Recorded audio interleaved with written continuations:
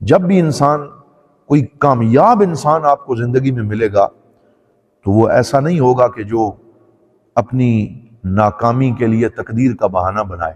بلکہ وہ ایسا ہی ملے گا کہ جو کوشش کرنے والا ہے، سٹرگل کرنے والا ہے۔ حضرت علامہ محمد اقبال کے یہ اشعار خاص طور پہ قابل ذکر ہیں۔ فرماتے ہیں، اپنی دنیا آپ پیدا کر اگر زندوں میں ہے،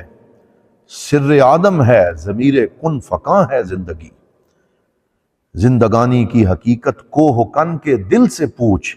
جوئے شیر و تیشہ و سنگے گراں ہے زندگی، قلزم ہستی سے تو ابرا ہے مانند حباب، اس زیاں خانے میں تیرا امتحان ہے زندگی۔ یہاں تیرا امتحان ہے کہ تو زندگی کی بازی جیت جاتا ہے یا ہار جاتا ہے،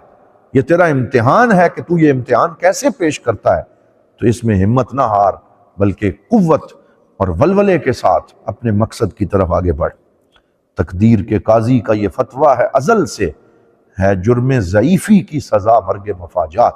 یہ تقدیر کے قاضی کا یہ فتویٰ ہے، یعنی اللہ تعالیٰ نے یہ فیصلہ فرما دیا ہے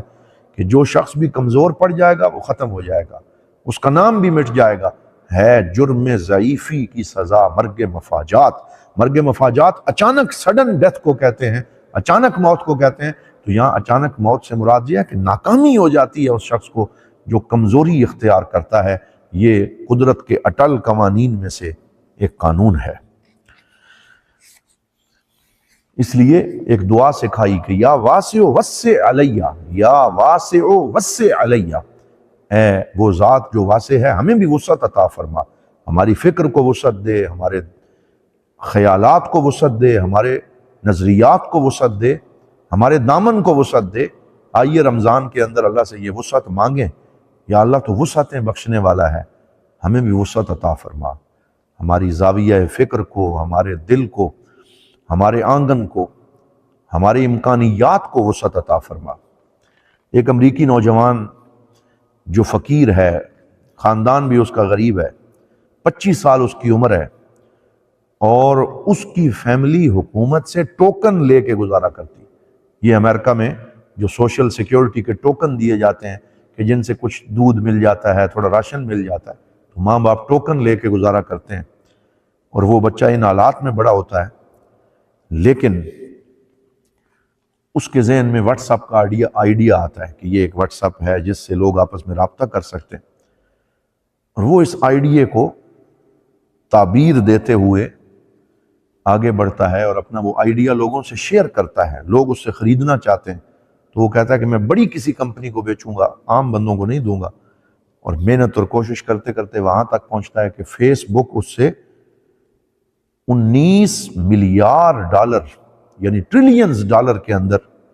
وہ آئیڈیا خریدتی ہے، اور صرف اس ایک آئیڈیا کی وجہ سے وہ مالا مال ہو جاتا ہے۔ تو ایک اس نے سوچا، ایک وسیع فکر سوچی، اور آج اس کی اس سوچ سے کتنے لوگ استفادہ کر رہے ہیں، خیر کے کام بھی ہو رہے ہیں واٹس ایپ کے ذریعے۔ کوئی کسی کو درود شریف بھیج رہا ہے، کوئی کسی کو حدیث بھیج رہا ہے، کتنے ہی خیر کے کام اس واٹس ایپ کے ذریعے آسان ہوئے ہیں، گروپس بنے ہوئے ہیں۔ لیکن آئیڈیا اس ایک بندے کا ہے جو غریب گھر میں پیدا ہوا ہے، لیکن اس کی اس آئیڈیا، سوچ اور کوشش نے اسے کہاں تک پہنچا دیا ہے۔ ایک انگریز ہے، 1990 کی دہائی کے اندر، رک وین اس کا نام ہے، اور اس کی بیٹی کی نشو و نما 3 سال پہ آ کے رک گئی ہے۔ وہ اس کی بیٹی کا جسم، اس کی گروتھ نہیں ہو رہی، معذور ہو گئی ہے، اور وہ روتا دھوتا ہے، مایوسی اور تکلیف کی طرف جانے لگتا ہے، نشے کا عادی بن جاتا ہے، لیکن پھر اپنی بیٹی کو کندھے پہ اٹھاتا ہے اسے خاموش کرانے کے لیے۔ تو جب بھی اپنی بیٹی کو کندھے پہ اٹھاتا ہے وہ خاموش ہو جاتی ہے۔ اس نے دیکھا کہ جب بھی میں اپنی بیٹی کو کندھے پہ اٹھا کے چلتا ہوں تو وہ ہنستی ہے،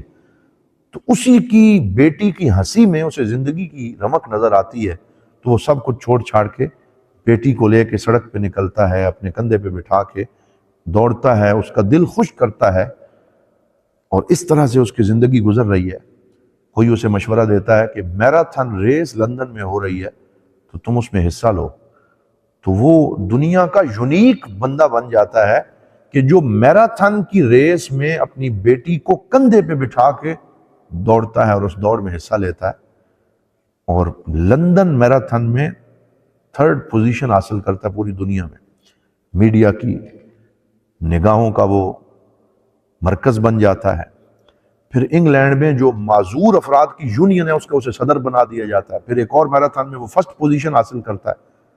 تو یہ دیکھیں کہ ایک چھوٹی سی کاوش جو اپنی بیٹی کو خوش کرنے کے لیے اس نے کی تھی، وہ اسے پوری دنیا میں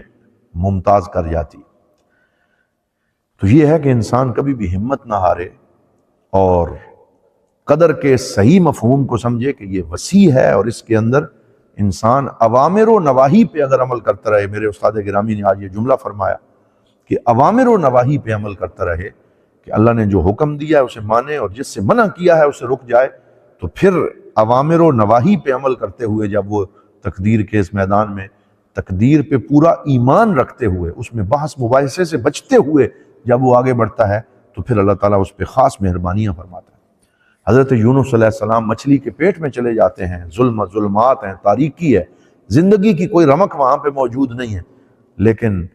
اللہ تعالیٰ ان کے بارے میں فرماتا ہے فَظَنَّ أَن لَّن نَّقْدِرَ عَلَيْهِ فَنَادَىٰ فِي الظُّلُمَاتِ أَن لَّا إِلَٰهَ إِلَّا أَنتَ سُبْحَانَكَ إِنِّي كُنتُ مِنَ الظَّالِمِينَ۔